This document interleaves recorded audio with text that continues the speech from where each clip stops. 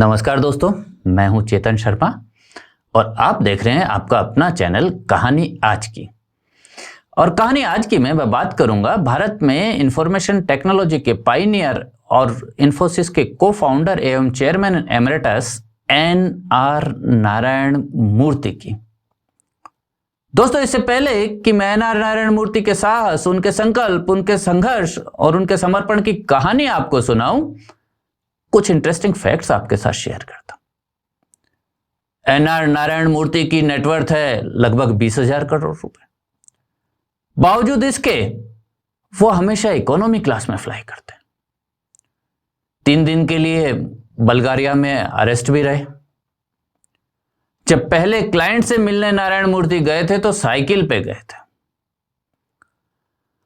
और जब एन.आर. नारायण मूर्ति और राघवन जर्मन कंपनी माइको के साथ एक एग्रीमेंट साइन करने गए थे तो एक दोस्त का स्कूटर मांग के लेके गए। नारायण मूर्ति ने जब अंतरराष्ट्रीय व्यापार और वो भी बीपीओ इंडस्ट्री में काम करने का सोचा, वो एक ऐसा समय था जो कि इस इंडस्ट्री के लिए सर्वथा विपरीत होता था। कंप्यूटर जैसा इक्विपमेंट इंपोर्ट करने के लिए लाइसेंस चाहिए। एन.आर. नारायण मूर्ति को 3 साल का समय और 50 चक्कर दिल्ली के लगे, तब जाके एक कंप्यूटर इंपोर्ट करने का लाइसेंस मिला। इन्फोसिस के ऑफिस में लैंडलाइन फोन लगना था। 1 साल की जिद्दोजहद के बाद एक लैंडलाइन फोन लग सका। तो दोस्तों, ऐसी विपरीत परिस्थितियों में भी ये एन.आर. नारायण मूर्ति का पुरुषार्थ था जिसने असंभव को संभव कर दिखाया। तो आइए शुरू करते हैं कहानी एन.आर. नारायण मूर्ति की। दोस्तों, एन.आर. नारायण मूर्ति का जन्म 20 अगस्त 1946 को कर्नाटक में हुआ। स्कूली शिक्षा पूरी करने के बाद उनकी इच्छा थी कि आईआईटी कानपुर से इंजीनियरिंग करें। रैंक भी बहुत अच्छा आया था, स्कॉलरशिप भी मिल गई थी, लेकिन स्कॉलरशिप मिली थी साल के लास्ट में और साल भर का खर्चा कैसे चले। पिता की तनख्वाह मात्र 250 रुपए महीना, और उन 250 रुपयों में पिता को 11 जनों के बड़े परिवार का पालन पोषण करना। लिहाजा सोचा यह गया कि नारायण मूर्ति मैसूर यूनिवर्सिटी से इंजीनियरिंग करें। और कहना ना होगा कि मैसूर यूनिवर्सिटी से इंजीनियरिंग जब नारायण मूर्ति ने कर लिया तो उन्होंने अपने कॉलेज में टॉप किया और पोस्ट ग्रेजुएशन करने के लिए वो आईआईटी कानपुर गए। आईआईटी कानपुर में अभी उन्होंने अपनी पोस्ट ग्रेजुएशन की पढ़ाई पूरी भी नहीं की थी कि उनके पास विदेशों से 6 ऑफर आ चुके थे मोटी तनख्वाहों के। लेकिन नारायण मूर्ति ने अपने कैरियर की शुरुआत की आईआईएम अहमदाबाद से, जहां वो चीफ सिस्टम ऑफिसर होते थे। उनकी तनख्वाह थी 800 रुपए महीना। और आईआईएम अहमदाबाद में नारायण मूर्ति के लिए तनख्वाह के अलावा एक और आकर्षण था, और वो था आईआईएम अहमदाबाद में अवेलेबल एक कंप्यूटर। उन दिनों आईआईएम अहमदाबाद दुनिया का तीसरा बिजनेस स्कूल होता था जहां एक कंप्यूटर अवेलेबल था। कुछ साल आईआईएम अहमदाबाद में बिताने के बाद नारायण मूर्ति फ्रांस चले गए और फ्रेंच कंपनी सेसा के लिए काम किया। वापसी में लौटते समय बल्गारिया के रेलवे स्टेशन पर पुलिस वालों को यह आशंका हुई कि नारायण मूर्ति किसी आदमी से बात करते समय कम्युनिस्ट पार्टी की क्रिटिसिज्म कर रहे हैं, आलोचना कर रहे हैं। तो पुलिस वालों ने नारायण मूर्ति को अरेस्ट कर लिया। और नारायण मूर्ति बहुत बार अपने इंटरव्यू में ये बात कह चुके हैं कि I am thankful to those guards जिन्होंने मुझे एक कंफ्यूज्ड लेफ्टिस्ट से पैशनेट कैपिटलिस्ट बना दिया। भारत आए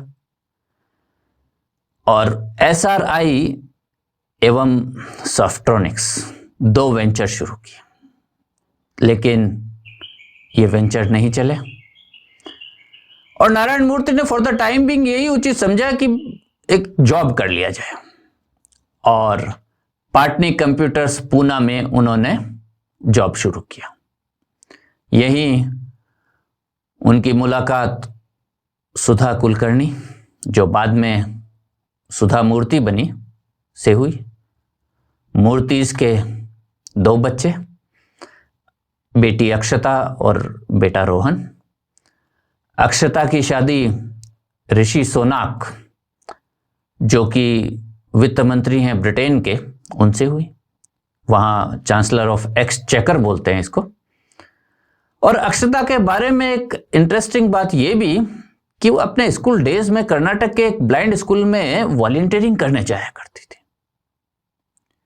तो दोस्तों वापस पुणे से नारायण मूर्ति की कहानी को आगे बढ़ाते हैं।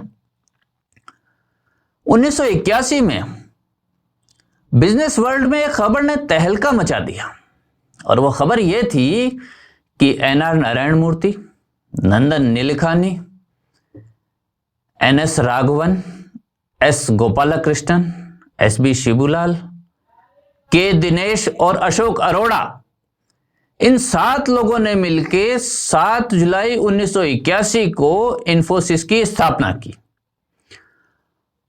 और संयोग देखिए कि 7 जुलाई 1981 को ही भारतीय क्रिकेट टीम के सफलतम कप्तान महेंद्र सिंह धोनी का भी जन्म हुआ था।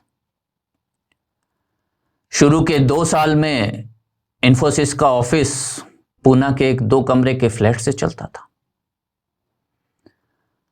और उस फ्लैट में एनआर नारायण मूर्ति, सुधा मूर्ति, नंदन नीलेखानी और रोहिणी, नंदन नीलेखानी की वाइफ, चारों रहते भी थे और ऑफिस भी वहीं से चलता। और कहना ना होगा कि ऑफिस और घर के सब छोटे बड़े काम ये चारों खुद ही किया करते। और एक और इंटरेस्टिंग बात, इन्फोसिस की इनिशियल कैपिटल थी 10,000 रुपए और ये 10,000 रुपए नारायण मूर्ति ने सुधा मूर्ति से उधार लिए थे। 2 साल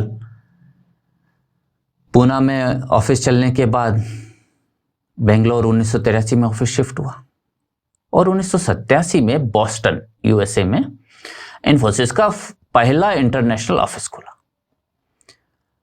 1990 आते आते लगभग 10 साल का समय हो गया था इन्फोसिस को चलते हुए, लेकिन इन्फोसिस के हालात कोई बहुत अच्छे नहीं थे और स्पेशली फाइनेंशियल कंडीशन। और केएसए के फेलियर ने वो कहते ना, एक तो कड़वा करेला ऊपर से नीम चढ़ा वाला काम किया। और 1990 में फाउंडर्स की एक मीटिंग हुई जिसका एजेंडा यह था कि इन्फोसिस को 10 लाख रुपए में किसी को बेच दिया जाए।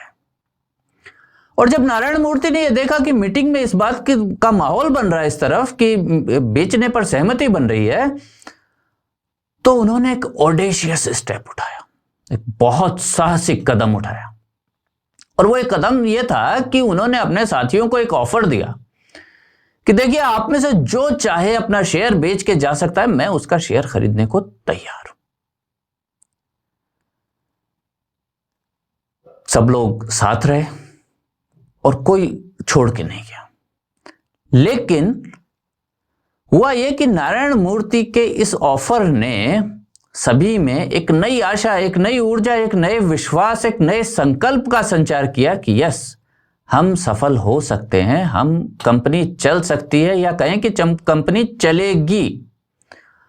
और मजे की बात यह कि यह ऑफर देते समय नारायण मूर्ति के पास फूटी कौड़ी नहीं थी, लेकिन ऐसे ही संकट के समय एक सामान्य आदमी और एक जिसमें लीडरशिप एबिलिटी होती है, उसका डिफरेंस पता लगता है।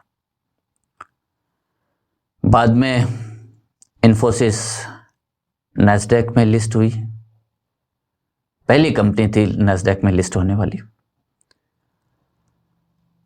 आज भारत की इंफॉर्मेशन टेक्नोलॉजी के सेक्टर की दूसरी सबसे बड़ी कंपनी है। 2,42,000 से ज्यादा लोग इन्फोसिस में काम कर रहे हैं और अनेक अवार्ड्स एनआर नारायण मूर्ति, उनके साथियों को और इन्फोसिस को मिल चुके हैं। और ये सब पब्लिक डोमेन में, इसलिए मैं उन पर जानबूझ के ज्यादा बात नहीं कर रहा। लेकिन इस कहानी से, इस इतिहास से हम ये समझ सकते हैं कि एक आदमी का समर्पण, उसका पुरुषार्थ कितना बड़ा डिफरेंस पैदा कर सकता है। तो दोस्तों, ये थी कहानी एन.आर. नारायण मूर्ति के जीवन संघर्ष की। मुझे आशा है कि ये कहानी आपको पसंद आई होगी। मेरा वीडियो देखने और सुनने के लिए आपका बहुत बहुत आभार।